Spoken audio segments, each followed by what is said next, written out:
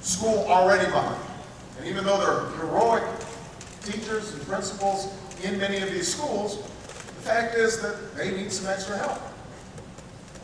And that's why the fourth measure we'll use in awarding Race to the Top grants is whether a state is focused on transforming not just its high-performing schools, not just the middle-of-the-pack schools, but the lowest-performing schools.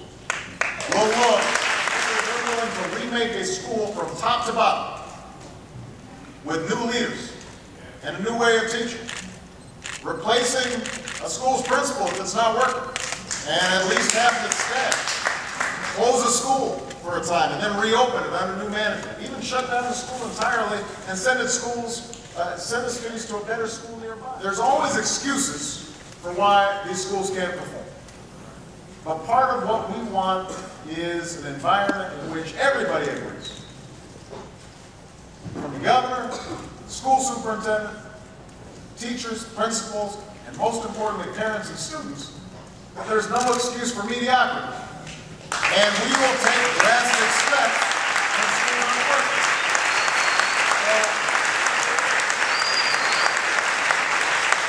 So these are the kinds of vigorous strategies that are necessary to turn around our most troubled schools. Transforming our lowest performing schools, using timely information to improve the way we teach our children. Outstanding teachers and principals in our classrooms and our schools that are getting the support they need. Higher standards and better assessments that prepare our kids for life beyond the classroom.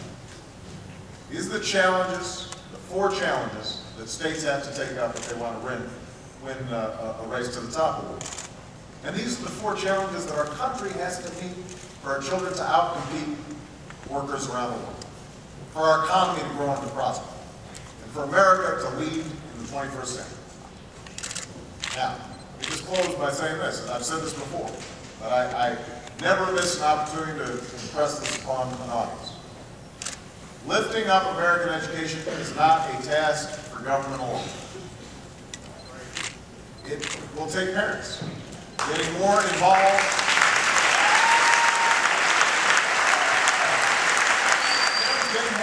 in their child's education. It'll take schools doing more to reach out with parents. It will take students accepting more responsibility for their own education. I was explaining to them that education's not something where you just tilt your ear and you just pour it into your ear. You've got to be an active participant in wanting to get an education. These aren't my prepared remarks, but I think it's important to note that Malia and Sasha are just wonderful kids. And Michelle is a wonderful mother. But in our own household, with all the privileges and opportunities that we have, there are times when kids slack off.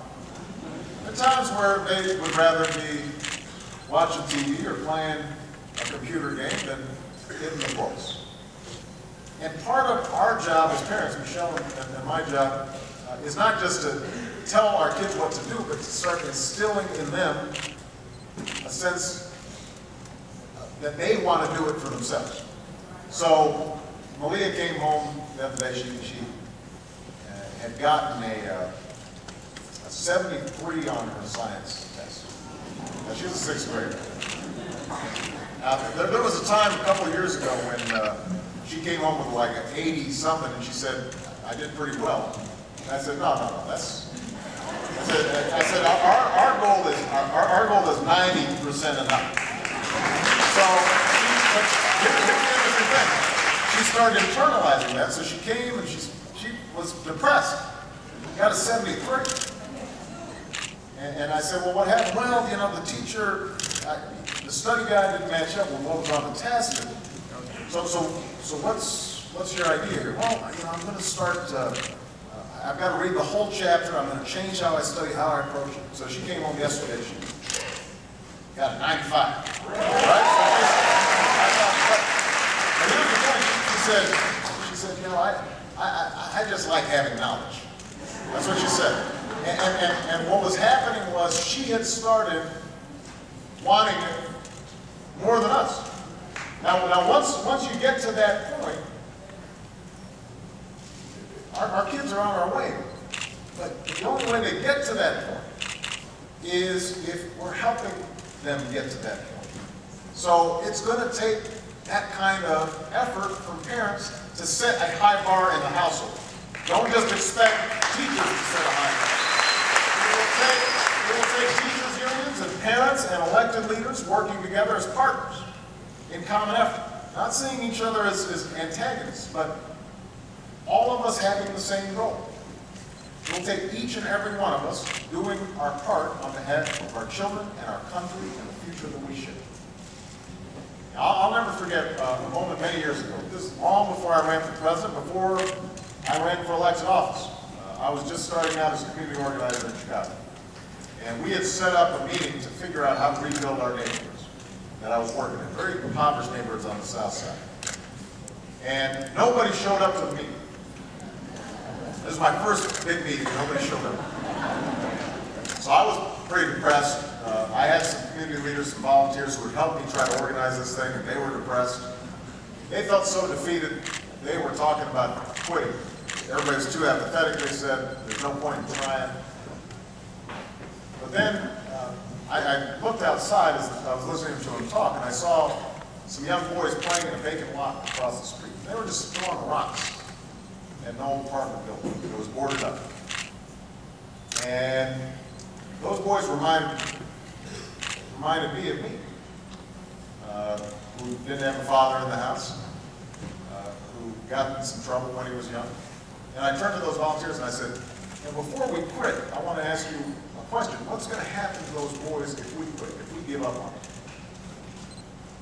And I thought, if we can't see that we've got a stake in those young boys, if we're not willing to do our part on their behalf. And I thought, if we can't see that we've got a stake in those young boys, if we're not willing to do our part on their behalf, if we fail to recognize that the fight for their future is the fight for our own future, well, who's going to do it?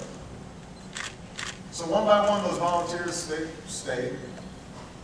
Family by family, we reached out to the community. Slowly, people started coming to meetings. Block by block, we helped to turn those neighborhoods around and helped to improve some of those schools in the area. And that's the common spirit, the spirit of common purpose that all of us have to have in America today.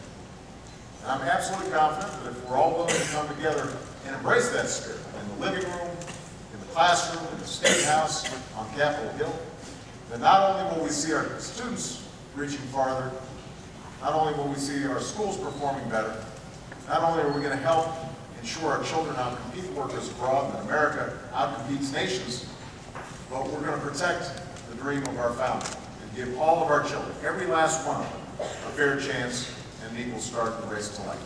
Thank you very much.